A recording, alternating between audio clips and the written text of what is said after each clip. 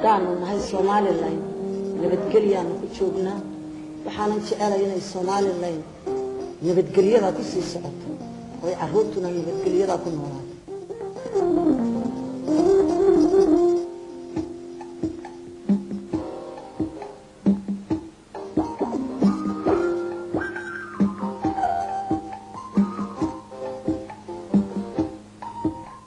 You don't recognize the Somaliland, and you recognize the Somalia. The people is wanted Somalia.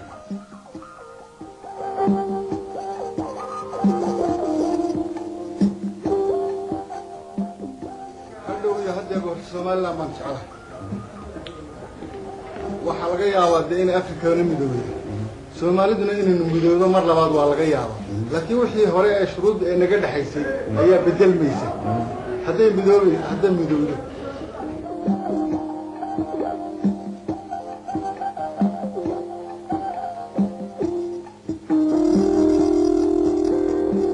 The Foreign Office have all been here and they take away, I think, a very favorable impression. I think that if the states in the region and the world are going to recognize it, they're going to recognize it based on their own observations and nothing the UN says or does. And I think those observations so far have been favorable. Somaliland, acoustic term identifying the geographical... Several European countries, representatives of the embassies of the United States, of Great Britain. ...bearings of a Negroid people. A reference to the Moorish physique of the Somalis, descendants of Yemeni Arabs from the days of the Ottoman Empire, and today, children of the soil. In ancient times, it's said that this was the land of Punt, possibly having to do with its aquatic importance, being located on the Gulf of Aden, on the shores of the Red Sea. Somaliland is also home to the fragrant medicinal resins of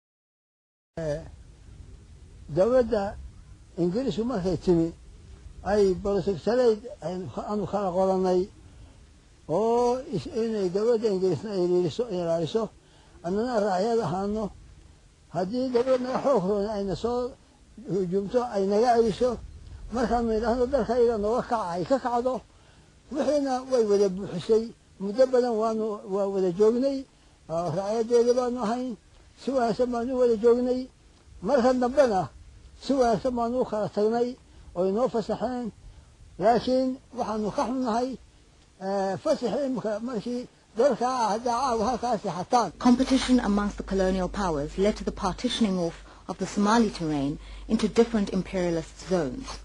The Somali, often referred to as a homogeneous racial and ethnic group, would be divided up into separate cultural units with the colonial structures as the core.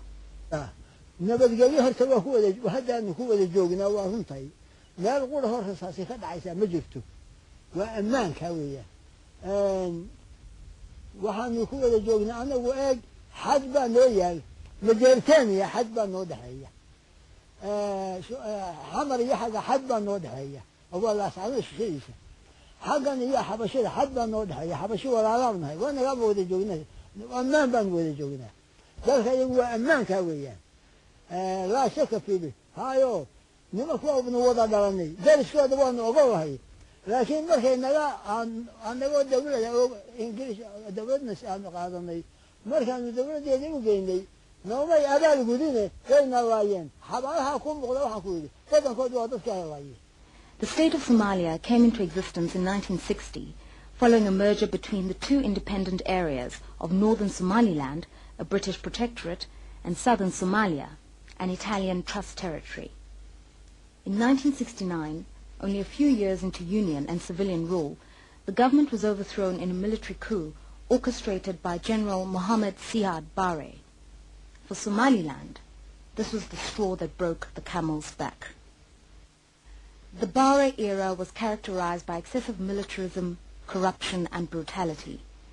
Somaliland saw itself as the biggest victim of Barre's repression and hatred for the North's so-called progressive forms of democracy and progress.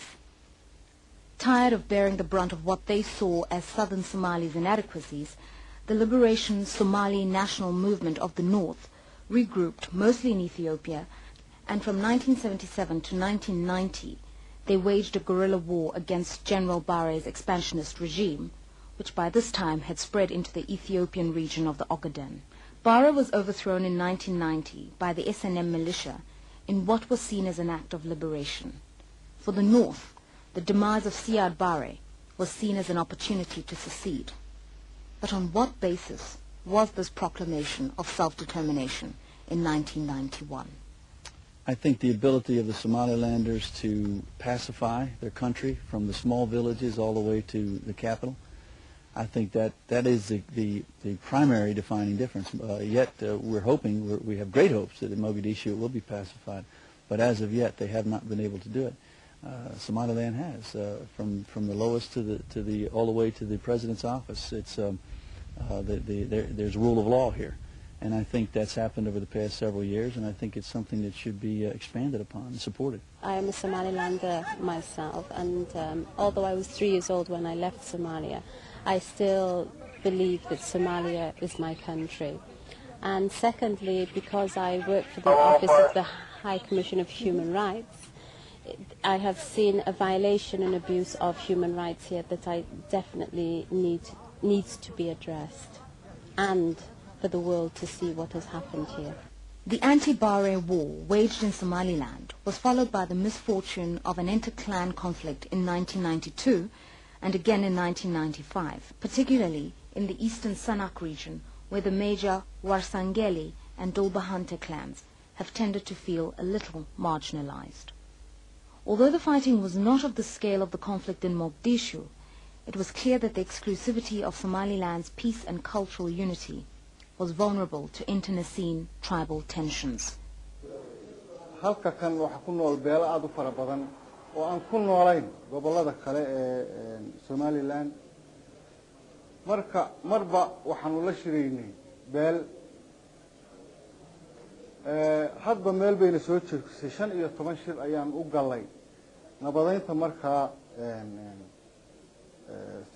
sanaag waxay markaa u gudubtay inay gaadho in la soo yimaado dabadeedna la dhisto dawlad maamul gobol wasiiradan hadeer idinla socda waxay ahaayeen kuwii halkan markan nala joogay iyagu aan wasiirayn markii hore anaga koonfur abuuritaanka iyo horta kala dhaqan baan ahay hadda dhaqanka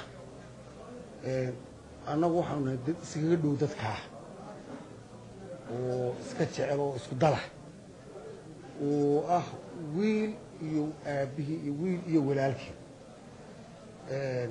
haddii siyaasadda la dhex marano oo aanu isdilayna de qodobka horta xoogaa waa ku kala gedisannahay horta waxa la haystaa oo weyn oo problem horta ma jiraan waxa weeye beera yaryar iyo waxyaala yaryar oo aan macno ahayn oo aanu dhamaysan karnaa markii hore tora sida dagaalku u dhacay de waa sheegay waxaan masiibo Soomaaliya ku dhacday ay ahayd masiiba Soomaaliya ku dhacday masiibadaas qof kasta meel ku qabsatay dabadeedna saasa dadku isu laayay dabadeedna waxay u kala baxeen reer waxay u kala baxeen hawiyaha sida Soomaaliya isaaq daarood saasay u kala baxeen dabadeedna haddaanu waqooyinahay waanu ka heshiinay ama gobol Sanaag aanu nahay waanu ka heshiinay waanu dhamaysanay.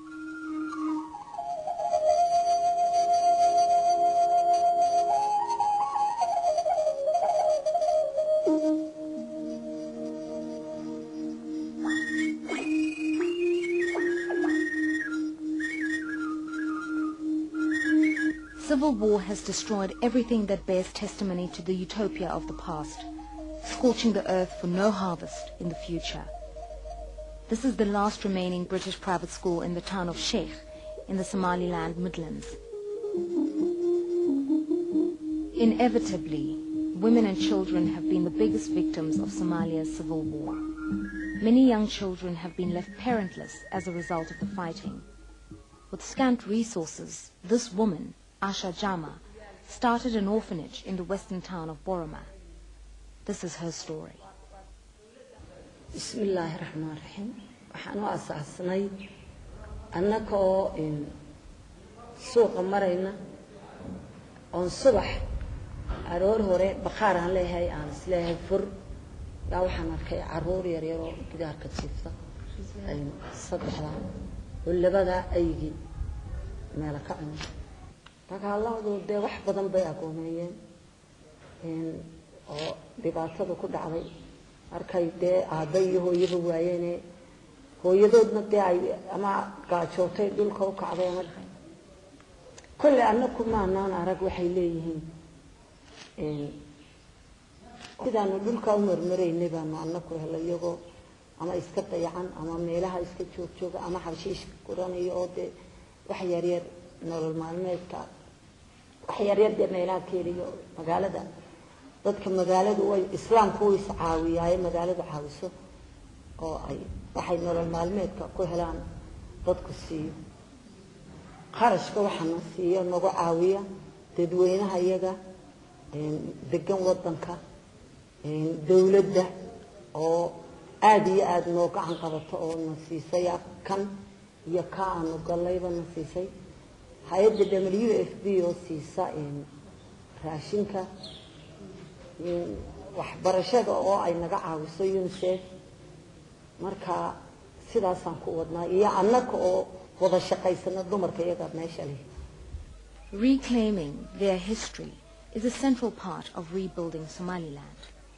For the people of this Hargeisa community, it entails preserving evidence of past atrocities against northern Somalis. That's probably a group of volunteers who were born here, and when we saw the mass graves in our eyes, we couldn't take it anymore. And we knew that the rains are coming pretty soon, you know. The rains started usually in April, so it's March.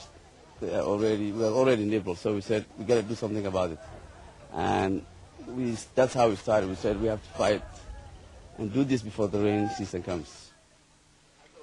Through testimonies from survivors, from witnesses, and from people who have lost their loved ones, we have found many mass graves with the essence of what a mass grave should look like. A forensic team has been out here in 1997 and has uncovered 2 sites which they randomly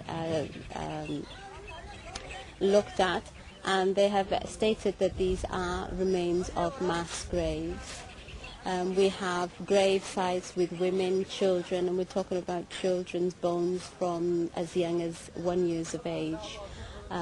The people that we have been talking to, the witnesses, the survivors, have all come from one clan, and that is from the Isak tribe.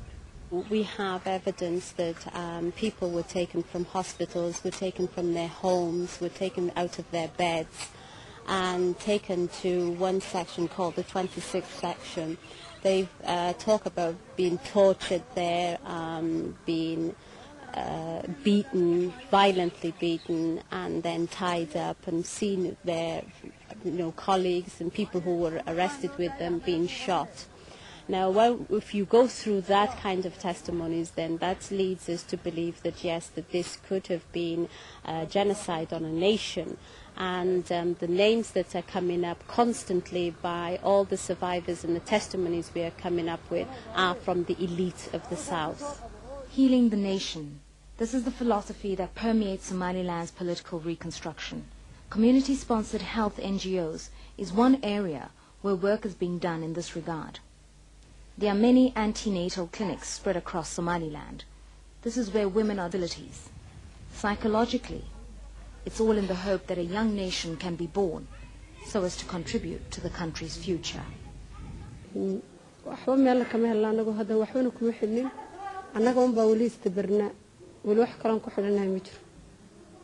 NGO sector is a thriving enterprise which raises questions about the ability of Somaliland to stand on its own 2 feet. In the eyes of aid agencies, these are a people who are coping. But is coping the ability that guarantees capabilities for self-determination? First, we have to detail and keep the aid in context. There is no direct financial support to this government. No one is paying government salaries. No one is paying police salaries, as is being done in other places. No one is doing that here.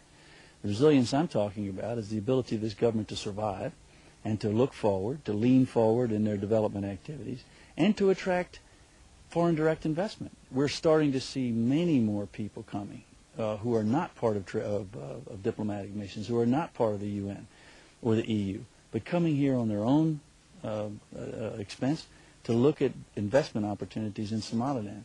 I think that is probably where we should focus. As this country moves forward, the sustainability, the ability of the development agencies to pull back is going to be based on economic recovery.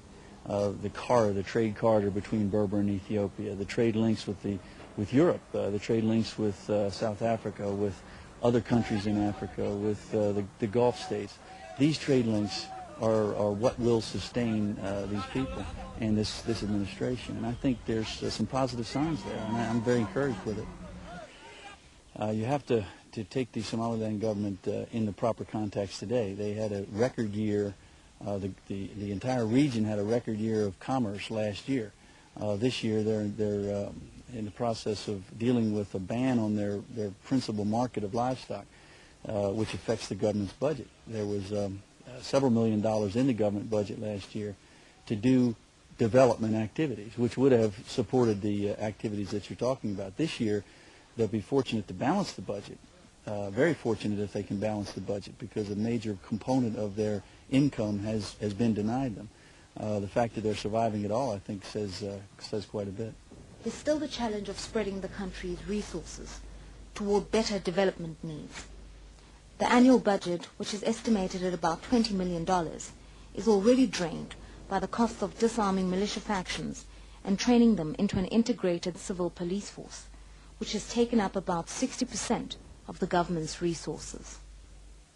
Disused and rusted tankers are a common sight on Somaliland's outskirts, a reminder of the militarism of the past, a reminder of clan violence, a reminder of the intrigue of Cold War espionage. This is the legacy that Somaliland is desperately trying to run away from, particularly in the midst of allegations of their subscribing to the whims of Ethiopia's imperialism and expansionism in the modern day. The United Nations Development Program, Mine Action Project, is part of the broader Somali Civil Protection Program. The Somali Civil Protection Program focuses on capacity building in 4 areas, functional areas, which are demobilization, law enforcement, judiciary, and also mine action. And this program is active in the whole geographical area of the former Somali Republic. Somaliland is in the Horn of Africa probably one of the most heavily mined countries. This country went through 3 wars from the Ethiopian War in 1997, 1978, and 3 wars later. This was a very heavily mined area. The way we're dealing with it is that when we have made all these surveys in the area where we are in Somaliland, the Galvey-Tokyo area, where we mainly operate, is that we put it into, can you call it a kind of machine? We call it a socioeconomic analysis. And then we look at it, how we're going to prioritize our task.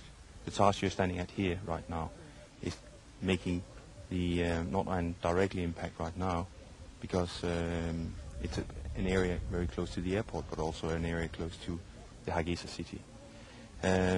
We look at that, and we can see that when we have cleared this area, there will be possibilities for the Somaliland to rebuild the airport to a international standard. Mines and unexploded ordnance in Somaliland broadly affect people in the first place. We get casualties, people killed, people maimed. Secondly, it denies usable and arable land to the people. And then thirdly, it's an obstacle to development. And this task that is taking place around the airport here is a typical task where these mines and unexploded ordnance have to be removed The community of Somaliland, especially in rural areas, are nomadic. And throughout the centuries, the Somali people learned how to live with obstacles and with hardships.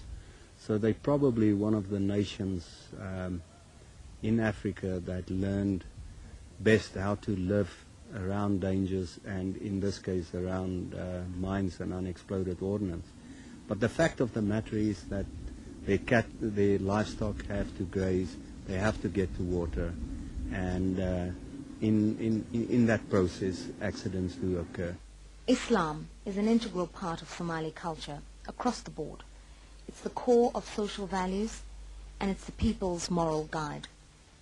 For Somaliland's leaders, Islam was the distinctive element between the Somali people and their British colonizers. Today, they see it as the force that distinguishes them from the South in their moral commitment for peace. diintu islaamku saad u sheegtay waa mid ka sarraysa Somaliland iyo Soomaaliya waa mid siyaasadaha ka baxsan oo ka sarraysa waa Islamic dadka shacabka Soomaaliyeed waa diin islaama diintu kuma shaqayso waa wax ka baxsan qawaaniinteeda waa ka baxsan tahay kaas waa Somaliland kaas waa waa qolada waa diintu waa ka baxsan tahay waa mid kaliya islaam muslim baa walaal lagu yahay diintu taasay ku dhaqantaa shacabka Soomaaliyeedna diintu waa isku mid meel kastuu joogo kan Soomaaliland iyo kan diinta isku mid baa wixii diinta ka shaqeeya xuquuqdoodu waa isku mid laba xuquuqood ma kala laha When you look at the human rights abuses or violations that's happening here in Somaliland, and when I compare it to what's happening in the Western world, it seems as if Somaliland is not really a violator as such, but they still have a long way to go. When we're talking about a democratic republic, we're talking about women having voices, we're talking about the youth being able to give their voices and opinions. We're talking about a whole nation being able to state what they think and what should happen. And although the government is going towards that, and we can see staggering steps that the government is taking, they still have a long way to go. And the only thing that's made me optimistic that this will happen is that I see that the people are now waking up and realizing that their vote counts and that their word counts and their idea.